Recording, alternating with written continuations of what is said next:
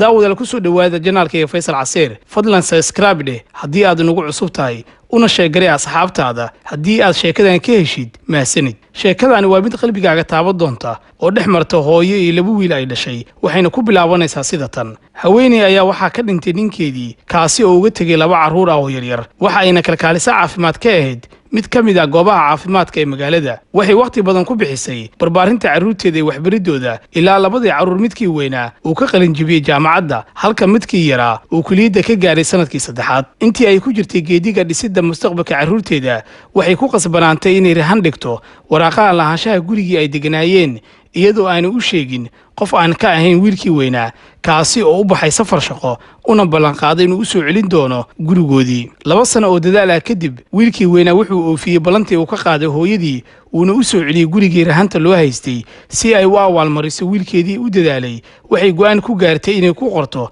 lahaanshaha guriga iyadoo aan wargelin wiilkii yaraa kaasi oo dhameeyay kuliyadda waxbarashada waxa uu guursaday gabar dhalinyaro oo aad u qurux badan balse arooska kuma casuubin hooyadiis ma uuna ku wargelin maxaa yeelay ma uusan ahayn mid baari u ah oo u jilicsan hooyadiis muddo yar kadib hooyadii waxaa ku dhacay cudurka macaanka waxayna u baahatay in la daryeelo kadib markii ay iska deysay shaqadii oo ay noqotay guri joogto balse waxaa dhisatay gabadhii uu qabay wiilkeedii yaraa waxa ayna go'aan ku gaarin ayadii ninkeedii inay iskaga fogeeyaan hooyada qolka cuntada lagu keediyo hooyadii ayaa u dulqaadan weyday xaaladda qalafsan oo ay ku nooshahay wixiina wiilkii yaraa ka codsatay inuu wax ka bedelo sida uu la dhaqmayo waxa uuna ugu jawaabay si naxariis darro ah kuma hayo wax ka wanaagsan halkan maalmo kadib arrinkii waxaa ka war helay haweeney daris la ah oo xiriir wanaagsan kala dhaxeeyay waxayna u diyaarisay guri wanaagsan wiilkii yaraa ayaa u hanjabay haweeneydii dariska la ahayd ee naxariista u fadisay hooyadiisa wuxuuna u sheegay inuu dacwad ka gudbi doono hooyadii ayaa u naxday haweeneydii saaxiibadeeda ahayd waxayna isla markii soo raacday wiilkii yaraa kaasi oo geeyay xarun lagu xanaaneeyay waayeelada wuxuuna u jaray xiriirka muddo 3 bilood ah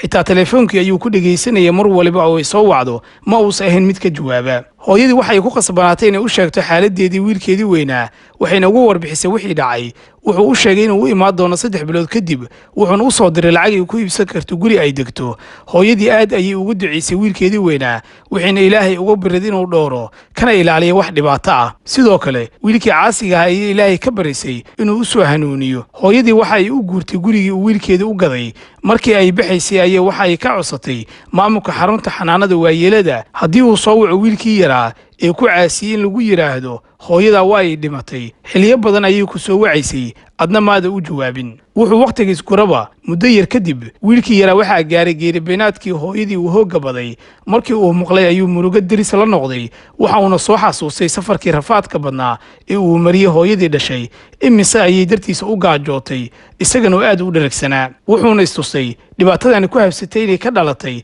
rafaadkii uu hooyadiis mariyay wiilkii weynaa ayaa soo laabtay wuxuu booqasho ugu tegay wiilkii caasiga noqday waxa uuna u sheegay inay iskaga baxaan guriga maadaama uu ku sii xeexan yahay waraaqaha lahaanshaha guriga wiilkii yaraa ayaa codsaday inay ku sii noolaadaan wiilkii weynaa waa uu ka diiday inay ku noolaadaan daqiiqado yar xitaa wiilkii yaraa aad ayuu u ooyey uuna u cudur daartay walaalkiis wuxuuna u sheegay inuu furi lahaa xaaskiisii u horseeday hoggaankan haddii uu ogaan lahayn in ay ur u leedahay xaaskiisa iyadana aad ayay u oysay wayna qiratay qaladkii ay ka gasho hooyo waxayna wacad ku martay haddii ay noolaan lahayd inay ugu adeegi lahayd si hufan oo hagar la'aan ah wiilkii weynaa markii uu arkay isbeddelka ka muuqda walaalkiisa iyo sida ugu qoomeeyey qaladkii uu galay waxa uu u sheegay in hooyadiis dhiman oo ay nooshahay isla markaana ay la degan tahay gurigiisa cusub wuxuuna u geeyey wiilkii yaraa iyo xaaskiisa halkii ay joogtay hooyo markii uu arkay wiilkii caasiga ah hooyadiis ayuu ku soo booday wuxuuna dhunkaday lugteedii in uu xambaaro uu farxad darteed la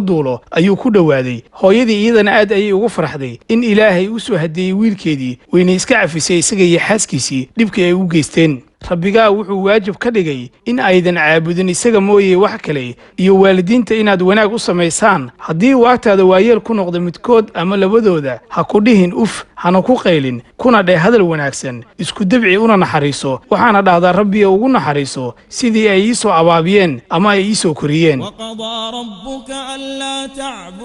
tacbuduu ilaa iyaahu wabilwaalidayni ixsaana إما يبلغن عندك الكبر أحدهما أو كلاهما فلا تقل لهما أف ولا تنهرهما وقل لهما قولا كريما واخفض لهما جناح الذل من الرحمة وقل رب ارحمهما كما ربياني صغيرا